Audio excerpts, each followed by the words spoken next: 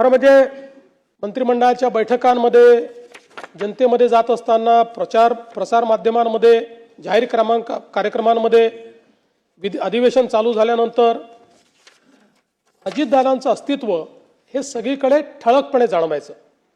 कारण आपल्याला कल्पना आहे की प्रत्येक गोष्ट ही शिस्तीत झाली पाहिजे अशा पद्धतीनं सातत्याने अजितदादांचं त्या ठिकाणी म्हणणं असायचं।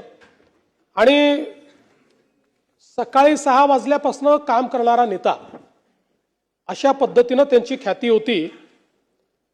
कार्यमग्नता जीवन भावे, मृत्यू हीच विश्रांती हे काव्यवचन खरं म्हणजे अजितदादांच्या जीवनाकडे आपण बघितलं तर आपल्याला ते सत्य वाटतं। कारण अखंड जीवनामध्ये कार्यमग्न असलेले अजितदादा, प्रत्येक क्षणाचा नीट उपयोग करणारे अजितदादा, कुठलीही गोष्ट नियोजन केल्याशिवाय न करणारे अजितदादा, या सगळ्या गोष्टी मला असं वाटतं की राजकारणामध्ये खूप विरळ आपल्याला पाहायला मिळतात।